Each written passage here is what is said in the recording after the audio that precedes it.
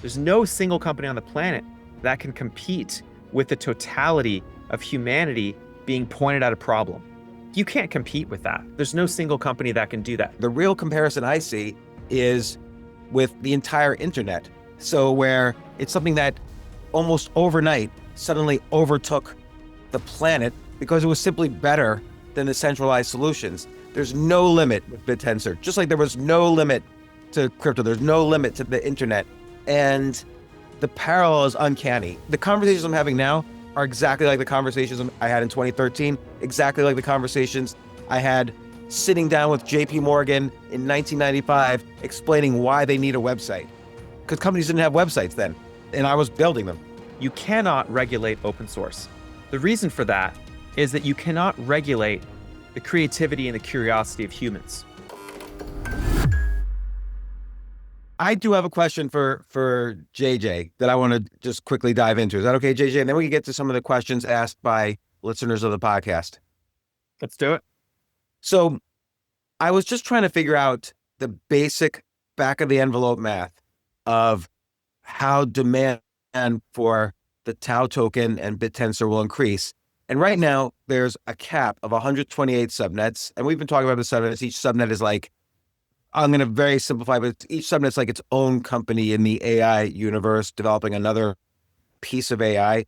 For each subnet, to register the subnet, you have to stake Tao. To be a validator, you have to stake Tao. To be a user, many of the subnets take payment in Tao or the Tao alpha tokens. If the cap is removed and Bittensor quickly moves up to 1,000 subnets or more, I did back of the envelope math, there's going to be demand for staking 10 to 15 million additional Tao tokens if there's 1,000 subnets, which is easily achievable within the next year if the cap is removed. And there's only 9.5 million Tao tokens in circulation. Am I doing the math wrong here? No, I don't think that you're doing it wrong. I think that there's a lot of things that are factors for increasing demand for Tao itself.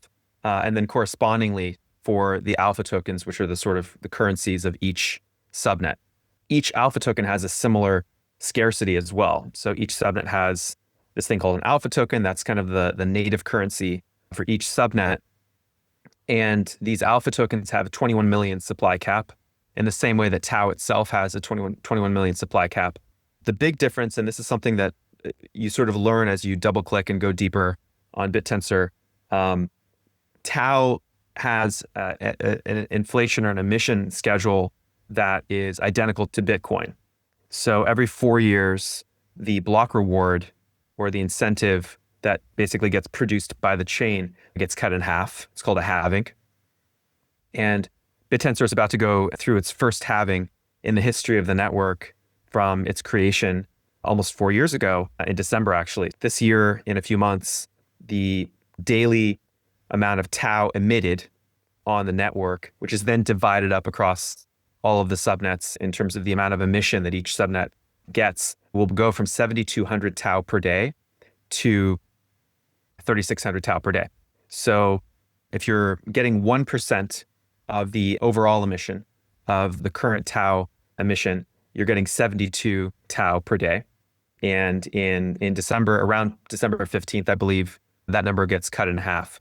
So the halving schedule is another factor that increases scarcity and also correspondingly would increase the demand for acquiring and basically soaking up the emission if you want to be one of the top subnets. Then the function of your emission ranking is directly related to how much Tao people have staked in your subnet. So that's kind of the part of the free market capitalism aspect of Bittensor is, there's a lot of holders of Tao. People can buy Tao on Coinbase and Kraken and Binance and all these different exchanges. All those listings happen fully organically, by the way, as well, right? So there's no central company behind Bittensor. So Tao was fully organically listed on all of these top exchanges. As of the date of this recording, between $1 and $200 million in trading volume for Tao per day. A year ago, it was, I think, 10 million per day. So that's been growing a lot in terms of the volume. So there's lots of liquidity for Tao. When you take Tao, you stake it into a subnet. The more Tao you have staked into a subnet relative to the circulating supply of Tao, the more emission you get of that overall block reward per day that I was mentioning, that 7,200 per day. And so just like Bitcoin, every 4 years, there's a scarcity factor. So the halving schedule cuts the emission reward down by 50%. And that first halving schedule is slated to happen in December. In terms of the scarcity for alpha tokens, it's kind of similar. The big difference is, again, there's a 21 million supply cap for alpha tokens on the subnets. The big difference is that the emission or inflation of the alpha tokens at the subnet level is slightly faster. So instead of happening every 4 years, if your alpha is emitting twice as fast, the halvings happen in 2 years. So you could actually see the demand sort of price discovery for an alpha token occur much faster than for Tao itself for the overall network. You could kind of roughly think of Tao as like a proxy or an index for the overall subnet ecosystem. But if you wanted to sort of say, look, I believe in this one subnet, I think that's going to be the subnet to rule them all and be the Google subnet or the NVIDIA subnet, you could stake all of your Tao in that subnet. And if you're wrong, you could lose a lot of your Tao because the downside risk is potentially 100%. Your upside is, theoretically uncapped, but your downside is not uncapped, right? Like you lose 100% of your staked Tao. There's this thing called an exponential moving average function at the subnet level that basically speeds up the rate of inflation or the rate of emission of alpha. And so at the fastest EMA, it's 2x the speed of Tau. So halvings of alpha tokens could occur every 2 years. Right now, it's about every 2.5 to 3 years. If you're looking at the first 4 years of Tau, like I was mentioning, 7,200 per day. At the alpha token level, if they're emitting twice as fast, it's 14,400 per day, exactly twice as fast. Most of them are emitting around 10,000 alpha per day. So if you look at the top 30 or 40 subnets today, the circulating supply or the total amount of alpha that has been emitted and produced in those pools is around 2 million alpha. And you can basically measure that against when all of these alpha tokens were starting to be emitted, which is February 14th or thereabouts earlier this year. So about 5 or so months ago. And this is a really important thing a lot of people don't understand when they're looking at the market dynamics, the trading activity, price discovery of these alpha tokens for all the subnets.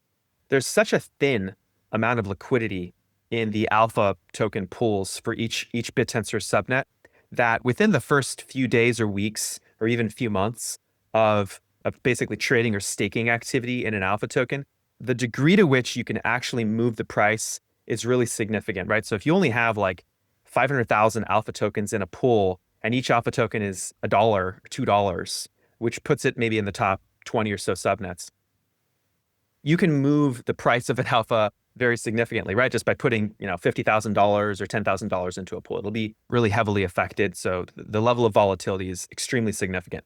But when you have more of a circulating supply, more of a sort of equilibrium of, let's say, 10 or 20 or 30% of the total ultimate supply of an alpha circulating in the pool.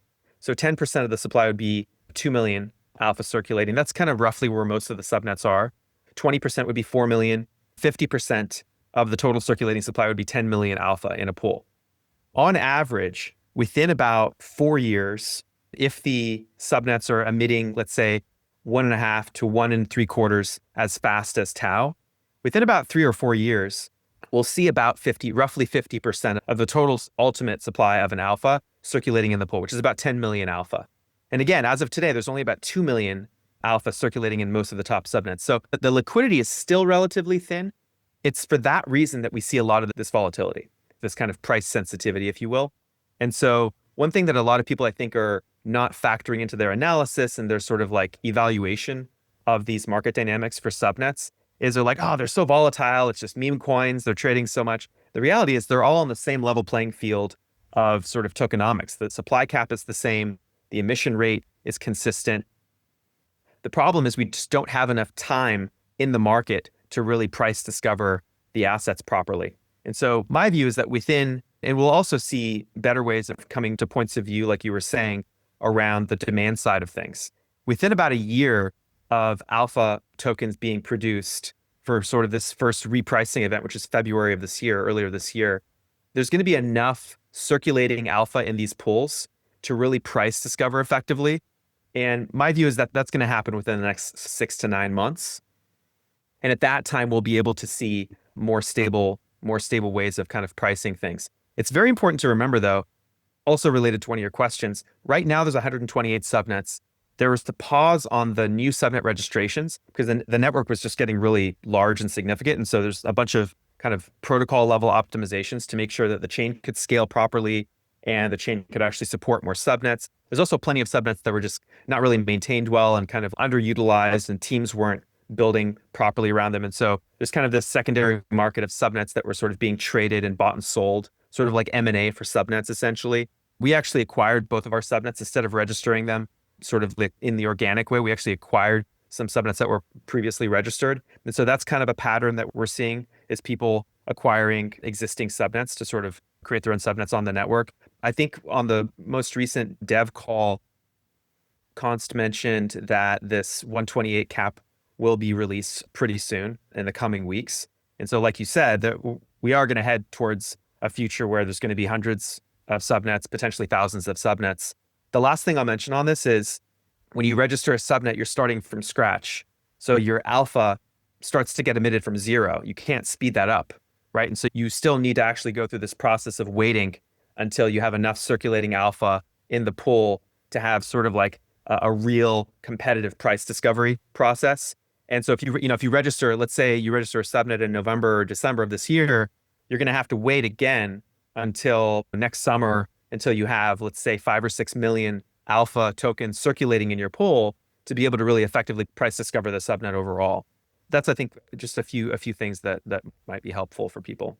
But once there's no cap on the number of subnets, and let's say hundreds more are registered, there's going to be more demand for, speaking about just the Tao token itself, there's going to be way more demand for Tao than supply. Like, again, if there's 9.5 million Tao right now tokens in supply, and 80% of those are currently staked, meaning they're not moving, and now we need another 10 to 15 million Tao just to create all the new subnets, the price of that alone is going to drive the price of Tao to like thousands of dollars. It's currently about $350 per coin. It's going to be thousands of dollars. Because where's all the Tao going to come from? How are people going to register all these new subnets if you need 10 to 15 million Tao and there's only 9.5 million Tao in circulation? Totally agree. I think that there's a variety of things that you could sort of surmise would increase the demand for people to just hold Tao. One is obviously more diversity of subnets, more subnets to sort of stake into more competitive commodities being produced. So that's kind of what you just pointed out. Totally agree with that. Another thing that a lot of people don't fully appreciate or sort of price in yet, because all of this is very early and subnets didn't exist 18 months ago, and their current form factor, subnets did not have this kind of democracy kind of pricing model where holders of Tao can stake directly into subnets that they believe in or that they feel are producing valuable differentiated commodities.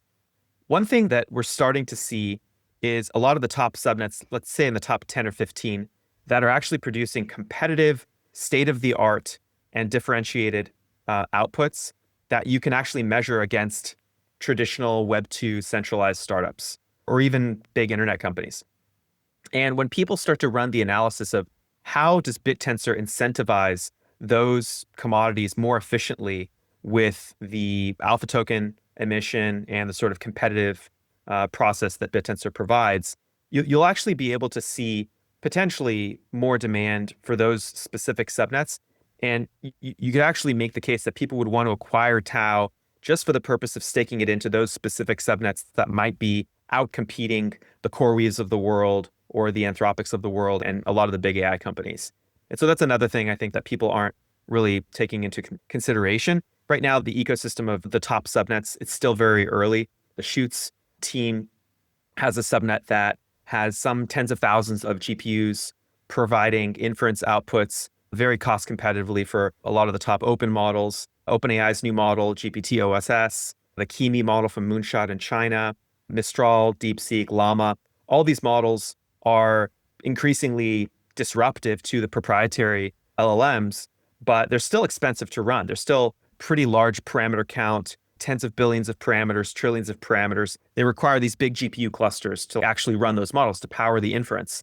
And so 64 provides an incentive mechanism for developers to provide the compute to actually allow for running those models cost competitively relative to these cloud providers or these sort of neo clouds like Fireworks or Together and others. Subnet 4, Targon is providing GPU aggregation, confidential compute that's competitive with CoreWeave, right? And so if they can actually provide cost competitive prices for developers to actually rent GPUs that are, multiples more competitive and differentiated than a lot of the proprietary cloud providers. Like you could basically see people saying, look, there's a subnet that's doing this that's worth 500 million, but their prices are more competitive and more reliable than a startup that's worth 5 billion. Well, what? I mean, maybe there's a mispricing. Yeah, so I wanted to ask you about Targon specifically, like the Targon subnet, which provides AI inference to their customers.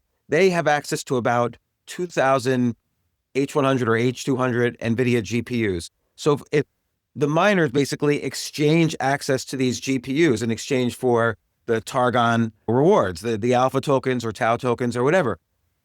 The 2,000 GPUs that are provided, essentially, Targon pays zero for initially. That's about $92 million worth of GPUs.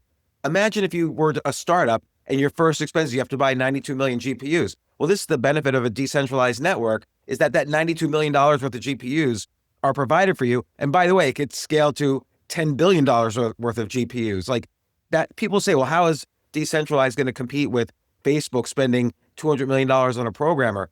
The problem is Facebook's going to run out of money as decentralized AI continues to scale. You have an entire world of scaling that still has to happen. First off, maybe because you just invested in Targon. Big news last week was your VC fund led a $10.5 million round into Targon's parent company. What's the roadmap for Targon? How do you make back your money? How does that become, what does Targon do and how does that become a big investment? Yeah, a big part of our thesis for, and by the way, huge fans of the Manifold Labs team in Austin, Texas. They're kind of the stewards and engineers behind Subnet 4, Targon. So, and thank you for asking, giving me an opportunity to talk about this. Obviously, I'm dying to ask you about this. I'm quite conflicted. I'm their lead investor, but we had some really great folks join us in the Series A. Toby, the co-founder, CEO of Shopify, who's absolutely incredible. Ram Shriram from Google, he was the founding angel in Google and longest standing board member. Logan from Google Cloud, who runs all the Google Cloud, Gemini and Gemma product releases. Zach Smith from servers.com and some really great folks. So Manifold's business model is really to democratize access to high-end, confidential, privatized AI compute. And what that means is looking at the most available and widely kind of deployed NVIDIA chips, which are today largely the Hopper series H100, H200 chips. They will soon support Blackwell, and so they'll start adding B200s, B300s on Targon as well. But to your point, there's this decentralized ecosystem of people that exist all over the world that are incentivized by the Targon Alpha token, which is called Delta. The Bittensor subnet currencies, they go through the Greek alphabet. So alpha, beta, gamma, delta, they go all the way through. And then I think it's Hebrew and then Arabic and then, recycle some other languages. But the Delta currency of Subnet 4, of the Targon subnet, incentivizes basically compute clouds, compute providers, or really anyone with available compute that meets the specifications of the Targon open source incentive mechanism, which says you need to have access to the hardware directly, needs to be physical hardware, can't be a virtual machine. And you need to be able to enable at the BIOS level, which is like the kind of the secure boot layer of the machine, like when you're actually the firmware, when you're starting the device, you need to enable something called confidential compute, which is an NVIDIA provided encryption service that ensures that when you're running that node, basically fully encrypts the computation.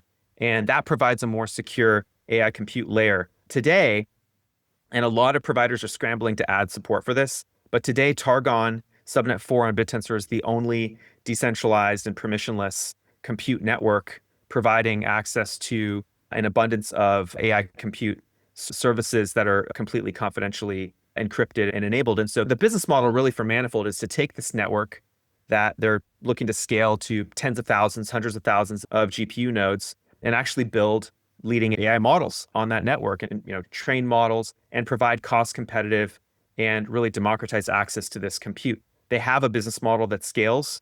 They have profit margins from the compute that people are renting off of the Targon service. What they're doing, and this is something they've announced in the last few weeks, is they're actually taking all of the revenue that they get paid by people renting those machines, and they buy back their alpha token. Basically take that revenue and put it all directly back into the subnet 4 currency. And that actually benefits all of the alpha holders of Targon because they have a feedback loop that directly ties the usage and the business model of renting those compute nodes back into the holders of the subnet 4 alpha token. So for instance, if I have access to a whole bunch of GPUs and I'm trying to figure out what do I do with my extra compute cycles on these GPUs, I would look at the various subnets and I would say, oh, I like how Targon is incentivizing me to give my resources GPUs because they're reducing the supply of their alpha token and I'm getting rewarded in those alpha tokens. So I like that. And they have revenues and they're using those revenues to reduce the supply of the same tokens I'm getting incentivized with. So my best opportunity is to put my GPUs here because I'll make the most money that way. So basically then the more, it's like a flywheel, the more revenues they generate, the more incentives there are for people to donate GPUs. That's exactly correct. Yeah. But and who are their customers? Yeah, their customers are the same people that would be buying, renting compute from companies like Nebius, CoreWeave, Together AI, Together Compute, SF Compute, the same types of companies. So startups, labs, AI labs, people looking to build models, people looking to use the GPU compute to provide inference for models that already exist, to fine-tune models. I'm sorry, I just want to really understand this on a very naive way. So I'm going to ask like the complete, like I'm a 5-year-old type questions. So let's say I am a medical facility, I have 1 million patient records, and for each patient record, a patient record is labeled sick or not sick. And I want to then, given a new patient record, I want to be able to determine if this patient is sick or not sick using some AI. So can I put up my 1 million healthcare records and have Targon help me develop an AI model? You could do that using the compute from Targon, but I think what would be more likely is that you'd want to find a subnet that allows you to basically provide some kind of reward mechanism for that data, right? So that could be data labeling, that could be privatized access to some specific, really scarce, valuable resource like a data set, like medical records that, presumably would be sanitized and anonymized for privacy reasons, but where that data can actually be extremely useful for training maybe a medical foundation model or an AI that is really exceptional at identifying the difference between a skin cancer versus a benign or something that is just like a normal birthmark or something. Like there's computer vision models that are trained very specifically to identify anomalous behavior in x-rays for skin tags for skin cancer, obviously looking at maybe mammogram data from scans for that. There's all kinds of medical records where there's foundation models being trained on highly curated and hard to acquire data sets. Because to your point, a lot of these hospitals or medical record systems, they're so locked down for regulatory reasons that it's very difficult for startups and for people that want to build sort of like open access and widely available foundation models to basically acquire that data for all kinds of reasons. But so what's a specific real world use case of someone using Targon? Yeah, I mean, their customers are, I think, pretty vocal about the cost competitive pricing. So if you look at the differences between using Targon's compute to run something like Kimi or the new GPT-OSS models, Targon has already provided those models at a lower cost basis than a lot of the leading inference providers. And that's really the main reason that startups and labs would use the compute from Targon versus going with someone like Fireworks or Together. There's plenty of companies that they work with. I think they have a customer called Dippy, which is building like a companion AI, doing tens of billions of tokens per day, all using the Targon API endpoint. And that's something that we're continuing to see. We actually use Targon ourselves for the Savant sort of AI assistant on Tao app, which is a pretty popular Explorer analytics tool for Bittensor subnets. But yeah, there's quite a number of companies that are using it. That really the main reason, because this is a commodity, is people look at the cost competitive differences between, compute provider A versus compute provider B, which one's more reliable and which one's more cost effective. Because ultimately the underlying model is widely available and accessible to anyone. If it's an open weights model, you can take the weights off of Hugging Face or you can pull down the weights from the internet. The problem is you need to run the weights. and you need to have a compute provider that's giving you cost-effective access to GPU compute to actually run the model. I see. If I'm a customer, I already have the software that's going to train my healthcare model. I have the neural networks. I have the whole thing. The problem I have is I don't have any GPUs. I'm running on my laptop, and I don't want to spend $92 million for GPUs because I'm just a startup. So I hook up to Targon and I say, I need to do this really fast. I've got 1 million records I'm trying to build an AI model of, and Targon will supply the computing power at like 1/5 the cost, let's say, of Together or CoreWeave or whatever. That's correct. And is it competing with other subnets like Celium, which also provides? Yes, absolutely. So as you might imagine, one of the biggest validation points for any popular, competitive new commodity is you see a lot of people trying to offer more competitive pricing, more competitive availability of that commodity. And so on Bittensor, I'd say probably the most interesting and competitive category of subnet is compute subnet. So like compute aggregation specifically. So on Bittensor, I think we have 3 or 4 pretty well-maintained, actively developed subnets that are purely incentivizing compute availability and GPU compute specifically. So I think if I could go down the list, probably the top one is Targon Subnet 4. There's another one called Basilica. I'm blanking on the number for that one. There's another one called Celium, or I think Liam, as they recently rebranded. That's Subnet 51, run by a really strong team. There's another one called Neural Internet, I believe. I think it's Subnet 27. So there's 3 or 4 of these kind of compute aggregation, compute availability subnets. And like anything, I mean, in the startup universe, you see the same thing. There's a new idea, it's taking off like crazy, it's growing like crazy, and then you see a lot of competition. Coding agents, that's a huge, fast-growing area. I was reading the other day that Anthropic and their business, like half of their business is just coming from Cursor, right? And so Cursor is this super fast-growing coding assistant, code gen LLM that basically gives you a nice programmer IDE to basically be your sort of AI assistant or code generation AI for programming, for software development. And you just talk to it and it'll go and like write tests and write features and iterate with you and kind of help you build out some piece of software. That category is probably the most competitive and fast growing in all of startups right now, I'm pretty sure. So there's like 5 or 6 companies there growing crazy fast. OpenAI actually just tried to acquire one called Windsurf, and Google intercepted them and actually killed the deal. And then acqui-hired the team. And then the other part of the team went and got absorbed by another startup called Devin. I think Devin product team is Cognitect, or I can't remember the name of that startup. And so there's a variety of these. There's another company called SourceGraph that has a model called AMP that's competitive with Cursor. But these startups are going from 0 to 100 million in revenue in 6 to 9 months. Cursor's at $1 billion in revenue now. I think they're 2-3 years old.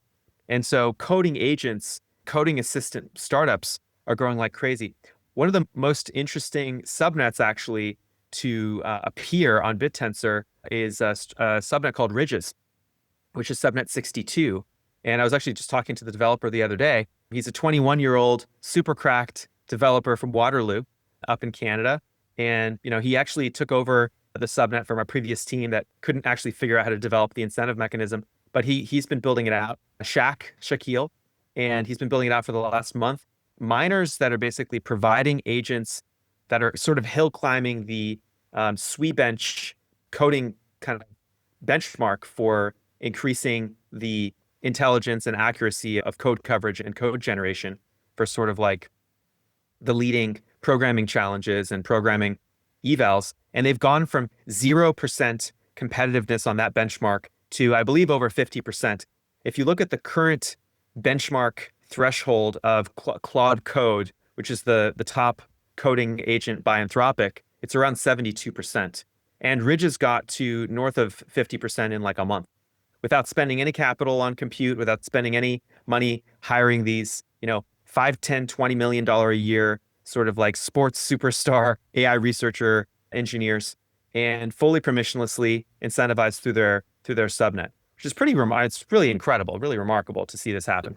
So it's really interesting to compare like a Cursor or an Anthropic with a Ridges. So Anthropic has to raise billions of dollars to keep expanding their tools and their developers and their GPUs and so on. Whereas Ridges again, the miners are competing with their software developers, their AI models, they're competing with each other to get the rewards of Ridges, and they're almost, not quite as, but almost as good as Cursor without spending any of the billions of dollars that Cursor had to spend. When does that flip? Like, when does Ridges or some subnet become better than, well, let's just stick specifically with Ridges. When does Ridges, you think, become better than the centralized competitors? I think at the current trajectory, we're literally months. I would be shocked if it's more than a year.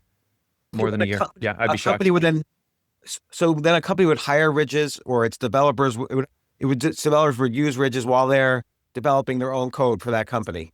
Like, how would you would use the outputs of what Ridges produces to basically then build a product. So Bittensor subnets provide raw commodity outputs. It's really the job of the subnet team to provide an interface to access that commodity in sort of a user-friendly way. Bittensor doesn't provide the mechanisms for that directly. It provides the incentive and the sort of the record keeping for that incentive to make that happen.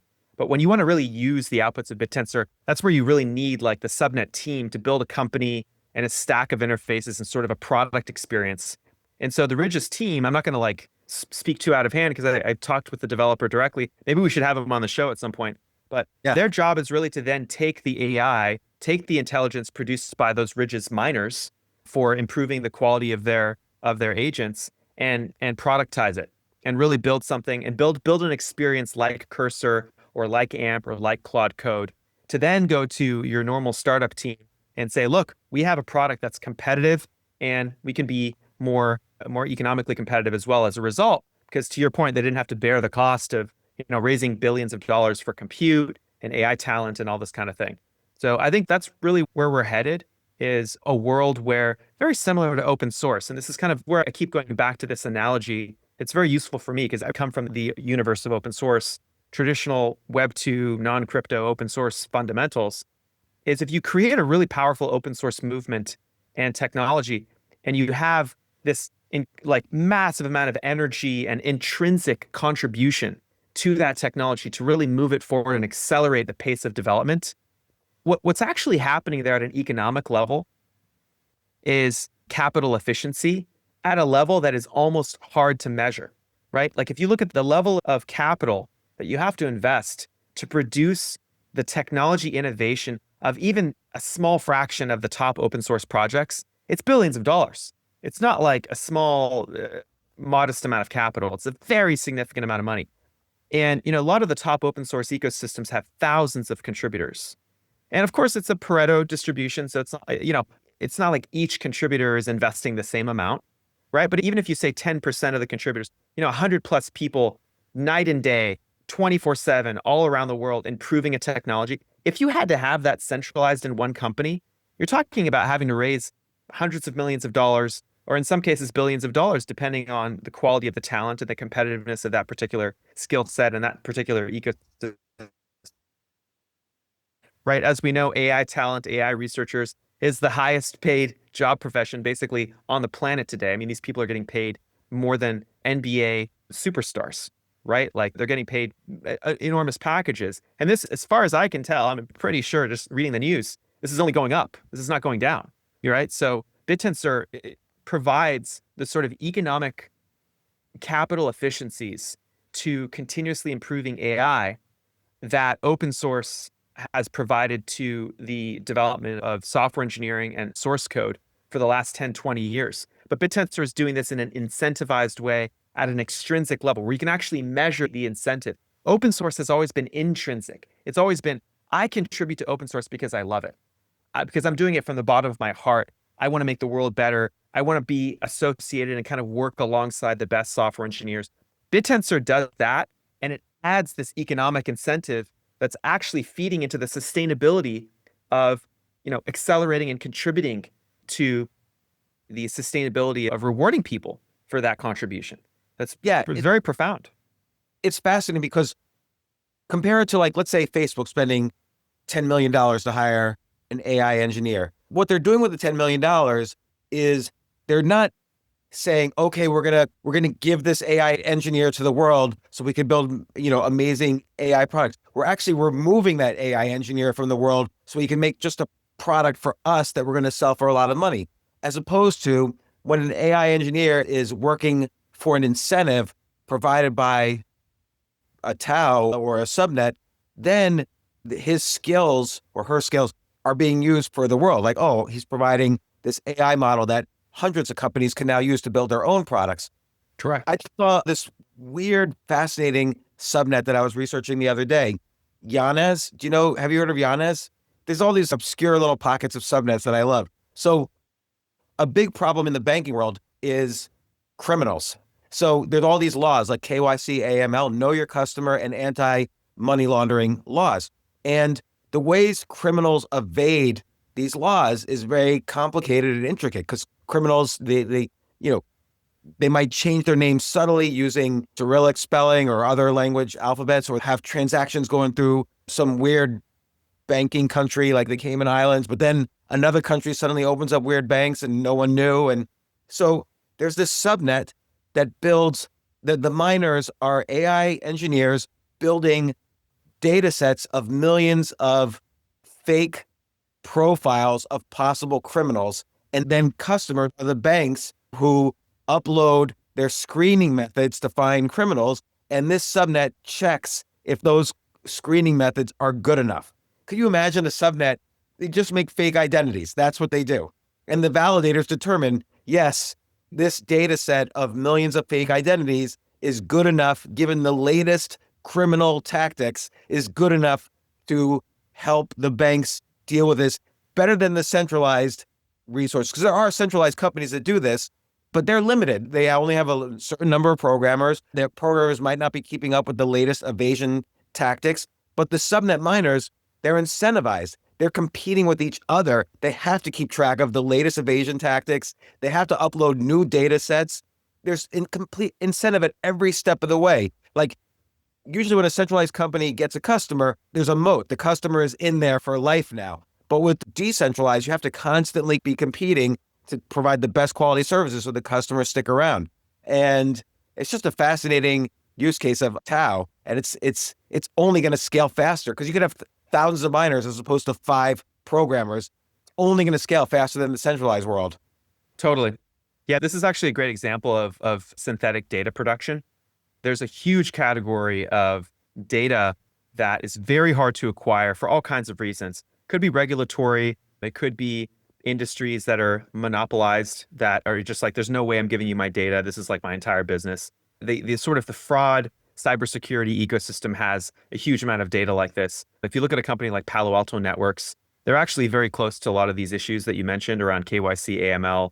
For cybersecurity reasons, they actually probably have a lot of these data sets. Palo Alto just acquired a company called CyberArk that builds a lot of tools for cybersecurity, attack prevention and threat prevention and that kind of thing.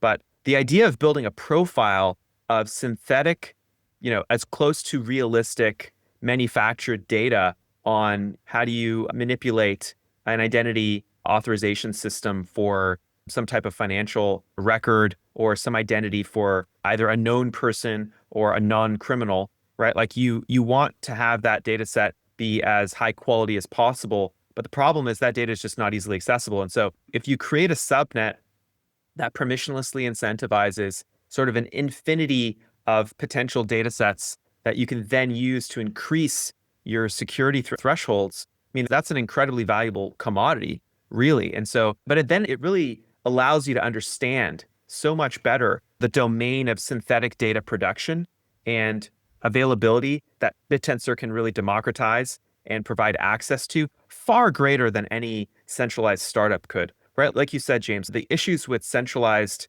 development of commodities is that you're always rate limited by the amount of capital or by the amount of engineering and people that you can acquire into that company. What is lost on a lot of people is there's no single company on the planet. Actually, I think I might have mentioned this before, but this is certainly not from me. This is just kind of a truism of open source. There's no single company on the planet that can compete with the totality of humanity being pointed at a problem, right? This is the lesson that open source taught us. When you unleash the open source ecosystem on some particular problem or some domain, and it's well specified and well engineered and starts to attract almost like a gravitational black hole of the best people in the world to that problem, Like you can't compete with that. There's no single company that can do that. And so it's for this reason, a lot of the biggest internet companies have started to wake up and say, this is very new, by the way. This is like the last 5 or 6 years. Actually, since Satya was appointed CEO of Microsoft. So maybe in the last decade, you really start to see the biggest internet companies realize that even their balance sheets of tens of billions, hundreds of billions of dollars, and all the money printers they have from advertising and very high profit products, they cannot compete with the magnitude of innovation coming out of open source. And I would argue furthermore, what Bittensor does is it amplifies that even more. It says creating the open source phenomenon for open access commodities is really powerful. But then when you actually extrinsically incentivize that, it turbocharges it like we've never seen before in the history of capitalism.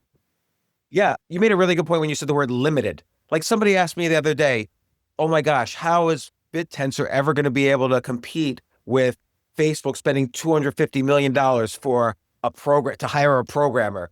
And it's actually the reverse. How long is Facebook going to be able to spend $250 million per programmer when Bittensor has access to millions of programmers potentially? So it's Facebook that has to be scared, not Bittensor, because there's only so many chunks of $250 million you could spend. And that's the real win for Bittensor. That's the flip that's going to happen. Absolutely. At some point, like in the case of Meta, for example, Mark Zuckerberg is on this warpath, paying crazy prices for these AI researchers, $100 million packages, billion-dollar packages. The reality is Meta can afford this, right? They're printing For now. whatever it is. For now, they print $100 billion a year in gross profits. Let's say half of that's net profits. I don't know what the exact numbers are, but it's probably in that magnitude. So they can afford to basically use their advertising money printer as a subsidy for basically this black hole of AI compute and AI talent that they want to compete on. And their theory is that if they can build AGI or ASI, that will be a worthwhile business case and a worthwhile justification for basically taking up all of the capital that they've built out with this really, again, incredible business, really phenomenal business. I would have certainly loved to invest in Facebook like Peter Thiel and others when they were worth, $100 million or $50 million or whatever it was in the very beginning. I'm sure a lot of people would have loved that.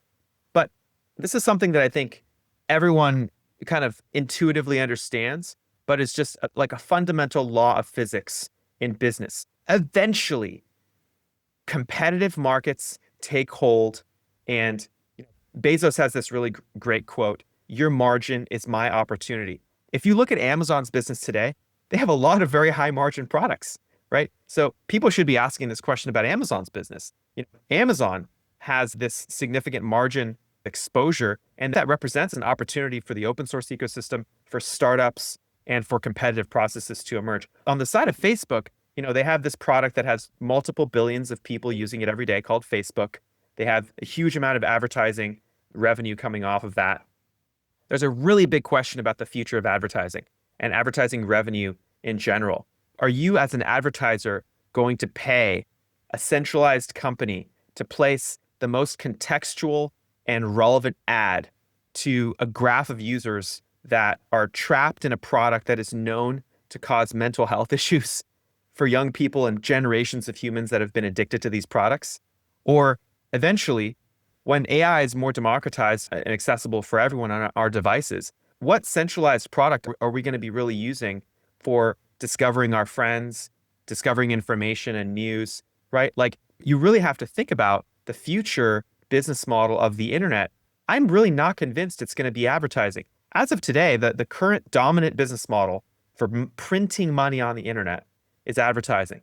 Aside from the Apple App Store tax and obviously the monopoly of the iPhone, we really have advertising as the primary money printer.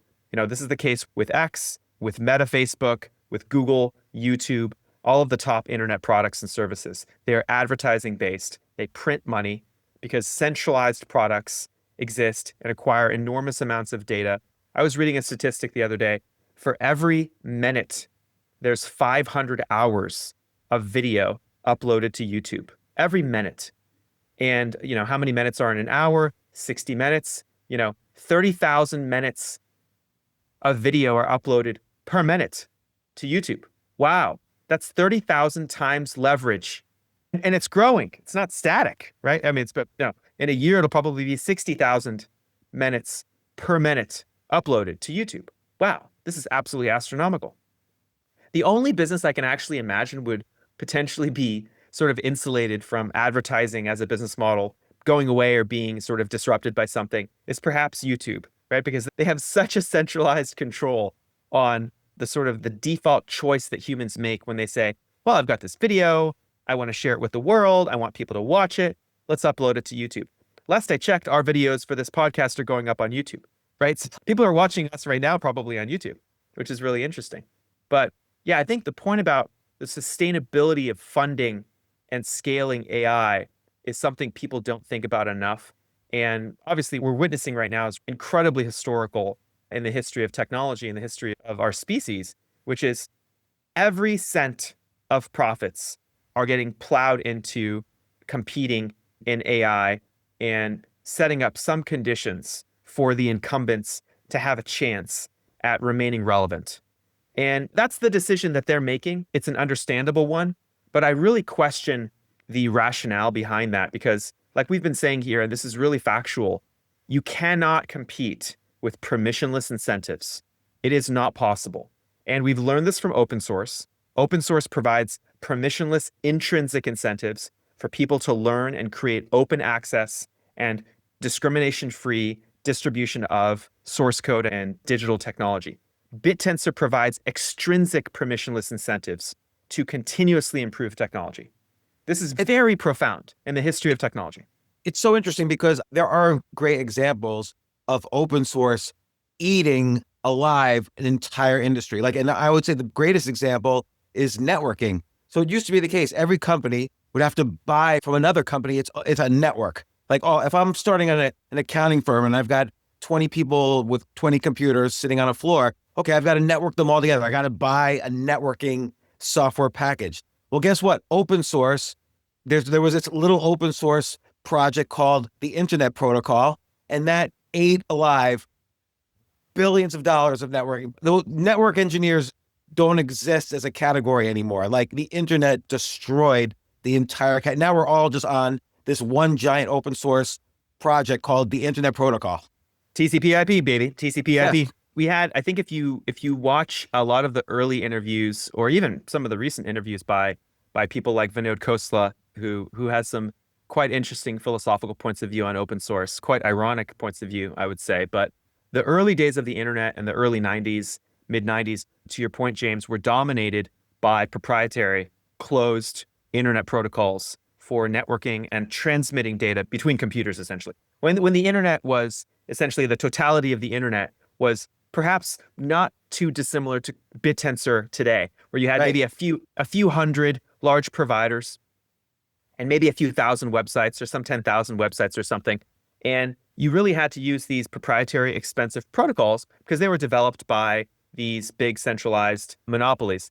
And when the internet standards started to get specified and defined by actually companies like Netscape and others, you really started to see a massive acceleration in the rate of innovation, the rate of productivity and improvement in startups and commerce and industry development. And the reality is, like Amazon, Facebook, Google, a lot of these huge companies, they would not have been able to exist had it not been for the standardization and the development of open source. The things called the LAMP stack that came in the early days of the internet, Linux, Apache, MySQL, PHP, early programming languages, early internet standards, and of course the foundational stuff like TCP/IP, where you really have like the basic raw plumbing of the internet, very well specified, very well defined, and people can just plug into that standard thing. That's really what I think is going to happen with Bittensor, is it's this fringe, weird ecosystem today. People don't really understand it. But when we start looking at how do we actually scale the progress of AI to the next decades and beyond without the limitations and the trappings of centralized capitalism, Bittensor is the answer.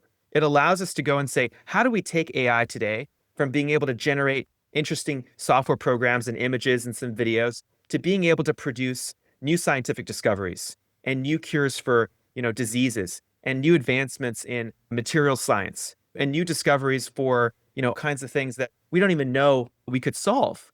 That's really very expensive. If you want to do that today, I would argue it's theoretically possible, but it requires trillions of dollars in investment. The weird thing is I think everyone agrees with that. But the conclusion is wrong. The conclusion is let's find the trillions of dollars and make it happen. But we want to make it happen, right? So Microsoft wants to make it happen, or Google wants to make it happen, and these centralized companies want to make it happen. The problem is when you say centralized trillions of dollars of investment, it's a lot harder to do that than it is to say, how do you pull the resources, the collective contribution of humanity? Trillions of dollars doesn't actually seem that challenging, right? At that level, it's just kind of like, what's world GDP? World GDP is $100 trillion. If we want to get a 1 or 2% sort of collective resource investment from that amount of current GDP, which, by the way, I think that the measurement of GDP is all kinds super flawed. GDP doesn't measure free commodities that are used by humans. By the way, Google search is a free commodity. It's freely available. The information discovery and knowledge propagation of Google across the world, which it's a proprietary service, but they make it widely available, that is not reflected in GDP. The rate at which someone can learn something, that is not reflected in GDP. So I think GDP is actually a flawed measure. But when you want to say, let's pull together and aggregate trillions of dollars of compute collectively, permissionlessly, without any of these trappings and any of this friction of centralized monopolistic companies, I think the sky's the limit. I don't think that there's any limit in terms of what you can do. It's interesting because that's why I don't like to think of Tao/Bittensor as a crypto. People compare Bittensor to Bitcoin, which is fine. Bitcoin has, a $2 trillion market cap. It's an interesting comparison. And again, the tokenomics, the incentives, it's all similar between Tao and Bitcoin. I think Bittensor is so much bigger. The real comparison I see is with the entire internet. So where it's something that almost overnight suddenly overtook the planet because it was simply better than the centralized solutions. So it's not about, is Tao going to be a currency, or is it going to, is the token price going to go up? Of course it's going to go up. It's the internet of intelligence right now. It's the internet of capitalism, as opposed to being an internet of computers. That's what got me excited about Tao and Bittensor, and why I wanted to basically pursue a business strategy of buying as much Tao as I could before people realize this. So, and of course— Well, James, tell me about your journey so far. You've been going down this path for some months now. How have you been enjoying it? Tell us about some of your learnings and observations. You're talking to a lot of institutions, a lot of people who never heard of Bittensor before. What are some of the observations and things that you've been learning so far in this journey? I mean, the biggest thing is it reminds me of previous journeys that I've made on this path. So in the 90s, I left graduate school. I did not graduate. My first job, my title was Junior Programmer Analyst at BO, which was the television company. And my boss, I kept saying we should get on the internet and use the web.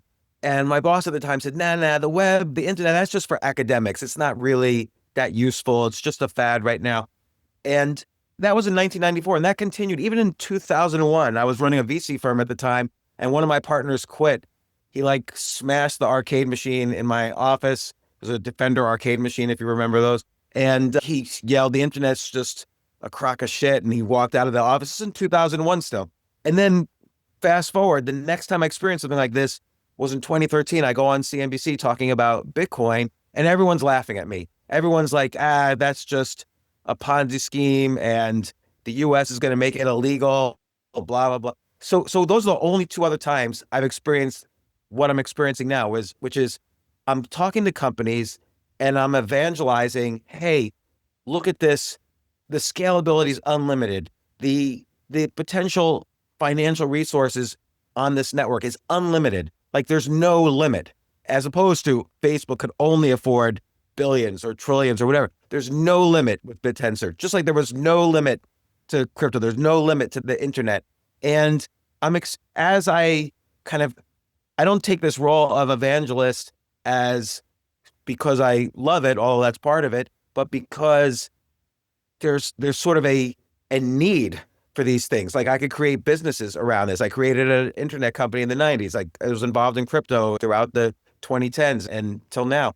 And so I'm seeing this amazing parallel that I think only from my perspective, I could see. I've been through these other generations of these things, and the parallel is uncanny. The conversations I'm having now are exactly like the conversations I had in 2013, exactly like the conversations I had sitting down with JP Morgan in 1995, explaining why they need a website, because companies didn't have websites then, and I was building them. So that's the main thing I've noticed. That's incredible. So James, we got a lot of questions from the audience, and I wanted to ask if you feel like it might make sense for us to go through some of these. Yeah, let's do it. And of course, well, let's do one or two, and then let's save some for the next episode.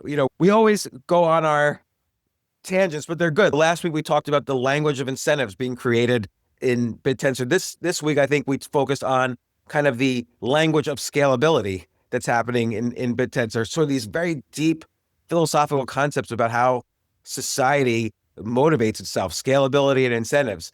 And these are really deep things we're covering. Let's go over a question or two, and then there'll be more questions for next week. Absolutely. So we got a variety of questions from the audience here. And, just to give folks a sense, kind of scrolling through this list, sharing my screen, these are sort of the top 20 or so questions. And I don't know, James, which ones do you think are most interesting? How do we steer the protocol towards AI? How do you simplify Tao to the general public? I think we're kind of doing that with this show and other things. Let's answer that too, because you mentioned a couple of things. For instance, it's not the role, you said earlier, it's not the role of a subnet within Bittensor to make it user-friendly. The subnet in Bittensor usually makes the commodities available, whether it's an AI model or an NVIDIA GPU or some set of neural network weights or a data set of synthetic identities. So there's all these commodities, but I think one way, everybody's playing a different role, and there's a financial business opportunity every step of the way. So we're making this podcast, or we're investors, but also somebody created a company making user-friendly front ends to the subnets. There are other subnets like Bitcast we spoke about last week, which is making it easier for other subnets to market themselves. So I don't know, what do you see are other ways of routes towards simplification of Tao? Well, it's a big question, and education is sort of an infinite, never-ending problem, right? This is really the struggle of human existence, is understanding things. To what extent do we actually fully understand things is probably the ultimate question, but it is important for humans to have a strong enough understanding and a consensus of how something really works in order to actually educate each other about the benefits, how we can use that and incorporate it in our lives, and hopefully transfer knowledge to future generations. Human civilization goes back probably hundreds of thousands of years, but we've actually lost a lot of information along the way because the way we write things down, the way we store information somehow evaporates or gets destroyed, and we lose the memory and the information over millennia. So that's why I think blockchains are a really incredible invention, because it sort of allows for this persistence of knowledge, persistence of information, much more durably than centralized companies with proprietary and closed data storage mechanisms can offer. But on the topic of simplifying Tao and the ideas, it's not a simple answer. The question is simple, but it's kind of like, how did capitalism really work? You needed to show the benefits and the results that were possible by implementing the idea of capitalism in order for people to really adopt it, right? So I think one of the very first markets to ever exist was early in the history of economic development in Japan. There were these rice commodities, because rice is sort of this fundamental, sort of resource for people to develop and grow these rice farms and actually eat the result of what was grown and trade and sell and almost use it as a currency. And in fact, it was a currency. Early rice production was the first commodity market in Japan. This was many hundreds of years ago. And then over time, we sort of started to generalize this across other types of commodities. That's really what I think is necessary for Bittensor, is like what we were discussing earlier. We need to see subnets produce commodities that are so profoundly useful and valuable and competitive with state-of-the-art existing methods that the world really starts to pay attention to those resources and adopt them at scale. Right now, I think the top subnets have maybe 500,000 users or a couple million users. This is very, very small. We need to get subnets that are producing commodities that are adopted by tens of millions, hundreds of millions of people, and eventually billions of people. And I think once that happens, two things will occur that I think are a little bit counterintuitive. On one side, yes, more and more people will understand Bittensor. More people will appreciate and sort of pay attention to how Bittensor works, what it does. And by more people, I mean probably an order of magnitude or multiples of that today. But the people that will be affected by Bittensor will be far greater. It'll be many orders of magnitude, right? We're talking about tens of millions, hundreds of millions of people. But if you look at Bitcoin as an example, the number of people affected by Bitcoin or that can benefit from it, right, that sort of have like a very top level, surface level understanding, is probably 100 times or 1,000 times more than the number of people that actually understand Bitcoin, right? Like the number of people that can tell you, how does the Bitcoin protocol work? What's this thing called SHA-256, right? Like, how does the block reward work? Like all these technical things. Very few people in the world really need to understand this kind of stuff, right? In the same way that you look at Linux, how many people actually understand Linux and how to use it? Or how to open up a terminal and use some of the basic Linux utilities? Maybe 10 or 20 million people in the world like have ever done that are alive, right? Versus how many people are beneficiaries of Linux? How many people actually experience technology that was not possible without the existence of Linux? Everyone. Basically, I mean, maybe not everyone on the planet, but 3/4 of everyone on the planet, right? Like almost everyone. It's very profound, very profound. So I think the same thing will happen with Bittensor. And I really do believe, and again, I'm so grateful for the opportunity to do these podcasts with you, James, because I think it is a significant contribution towards this, which is just talking about it, educating people, answering these questions. We're going to get a lot more questions like this over time. And just explaining kind of the basics of Bittensor and what's possible starts to make this more intuitive for people. Yeah, because we talked about how the subnets provide the commodities of AI, but what Bittensor really does is it provides the commodities required to be an entrepreneur. So what do entrepreneurs need? They need money, but the Bittensor network has these incentives ideas around the Tao token, around the alpha tokens. There's these incentive mechanisms that remove a lot of the need for startup capital.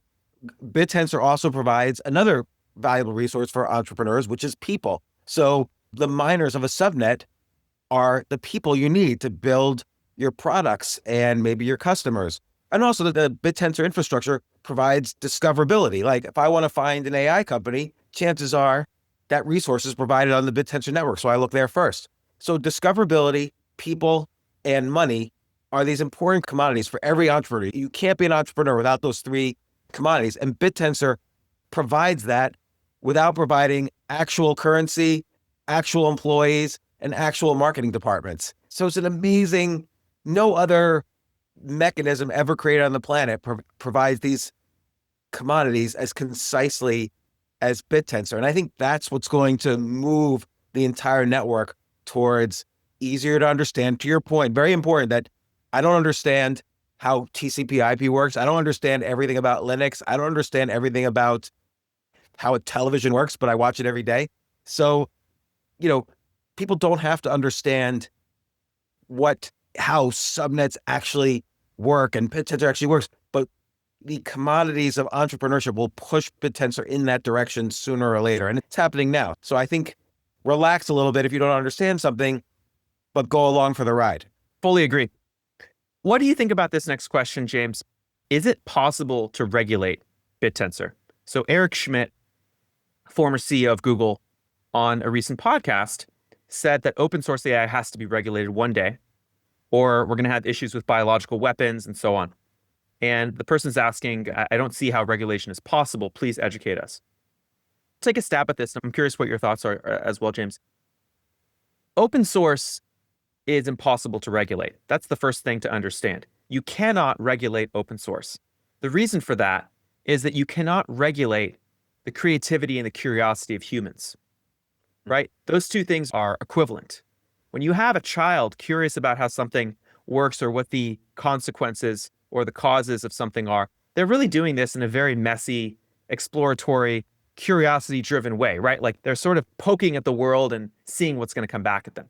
This is how humanity has progressed to the level it has. If you were going to be regulating everything that humans were curious about in terms of improving the design of something or exploring some new domain, we would be stuck in the Stone Ages forever, right? Like we would not have invented computers. We would not have invented technologies like the internet, all these things.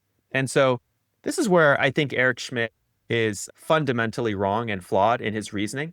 Open source has already been used by terrorists to murder and kill and harm other humans. Unfortunately, very sadly. That's just the reality. You cannot stop and prevent people from using technology for what's called dual use. In the military terminology, there's this phrase called dual use, which says you can use something both for harm, for hurting, or for killing people, and also for good, for solving problems and improving the world. And they actually explicitly label certain technologies as dual use, and they regulate them and they make them illegal, and they create all kinds of policies and laws around those things.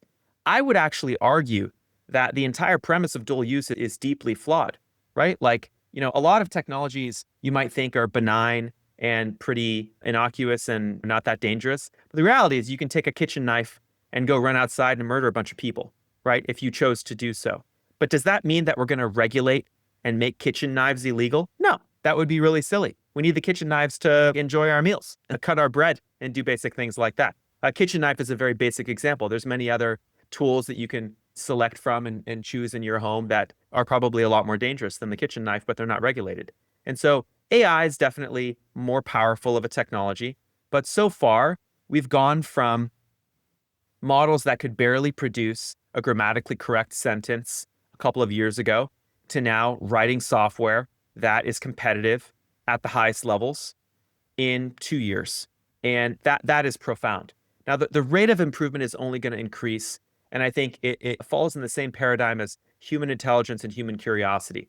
Humans have unlimited potential. We are completely unbounded in terms of what we can achieve.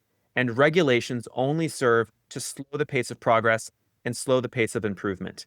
What I think Eric falls into is the trap that a lot of early sort of pseudo-intellectuals and fear-mongers have also fallen into, which is equivocating AI with nuclear bombs or nuclear weapons, right? AI is not one of these sort of like exponentially careening towards catastrophe technologies.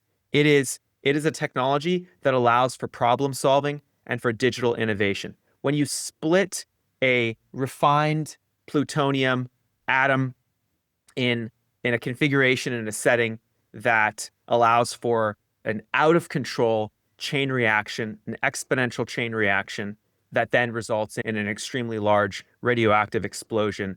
Those two phenomenon are fundamentally different. They are completely different, right? When we have a neural network that is able to represent knowledge and information in really efficient ways, like you're comparing an ant to a gorilla. Like these are two totally different phenomenon and species for that matter. And so I think it's just kind of like an intellectual error to fearmonger and make an equivalence that open source AI should be regulated for the same reasons that, say, biological weapons or nuclear weapons should be regulated. Obviously, this is a very big argument. I've refined my ways of defending this point of view over the last few years. I actually did an interview with one of the chief fearmongers of this way of thinking a few years ago when my arguments were slightly less refined. It's on the internet in case people are curious about that. I hold the same views. And I think over the last few years, I've been proven right. There have been no mainstream catastrophic outcomes of open source AI in that time frame. I think people would have predicted that those would have happened a year ago or 18 months ago based on the rate of capability improvement of models. I think a lot of the same people are predicting the same thing that's going to happen in 6 months or 9 months, and we're all going to get annihilated. And I argue the opposite. I think we're going to be creating technologies that allow us to improve the state of progress and improve our discoveries of things and improve our productivity much better than before. But I'm curious what you think about this, James. It's so fascinating that there's really two questions here, which is A, can you regulate AI? And B, is AI dangerous? And you address both of those very concisely. And I would argue regulations in general are dual use. There's always good intentions, and then there's sometimes bad outcomes. A great example is education in the US. So in the 1960s, as part of the Great Society programs, student loans were made available from the government, backed by the government, so that young people could go to college and get a higher education. And this seems like a really great, amazing thing. Oh my God, my children are going to be able to go to college, and even if we don't have the money, because they'll borrow the money. And then that is a good intention. What was the outcome is that every single year since then, now 60 years, every single year since then, tuition prices on average have risen higher than the rate of inflation. No other product in the world has gone up faster than inflation for 60 straight years. And did the quality of education go up the same way? No. We went from being number one in the world to, I don't know, not even in the top 20 in terms of higher education. So this was a great intentions, not necessarily great outcomes. And you can look at almost every, if you raise taxes, the government has more money to spend, but more people will leave or use tax evasion techniques or whatever. Like in New York City, they raise taxes, people move across the river to New Jersey, or they move to Florida or whatever. So good intentions are great, bad regulations, dual outcome. AI, of course, AI could be dangerous, as maybe Eric, and I've talked to Eric Schmidt about this. Of course, it could be potentially dangerous, but the reality is the goodness, just like with the internet, could be dangerous. There's terrorists doing stuff on the internet, unfortunately. There's people made the same complaint about Bitcoin in 2015, 2016. Oh, this is just used for drug deals. But the reality is it becomes like a race. And ultimately, the good for these unregulated environments, the good has far outpaced the bad. That's the evidence we've seen so far. There's a great book by Matt Ridley called The Rational Optimist, which is, sure, we can worry about the worst things ever, but you just look at history, about how societies evolve, how industries evolve. So far, societies are at all-time highs in literacy, reduced infant mortality, education around the world, and on and on and on. The financial markets are at all-time highs today. So yes, there's bad, but so far there's reasons to be an optimist, and there's only upside to being an optimist. So in general, I'm an optimistic person, and I guess lean libertarian, as it seems to you, towards less regulation is better. Fully agree. Maybe we can take a stab at some of these other questions in the coming episodes, but I felt this was a really awesome. We've gone for an hour and a half here. This is a really great show, James. And again, it seems like a theme. We really seem to be getting to the heart.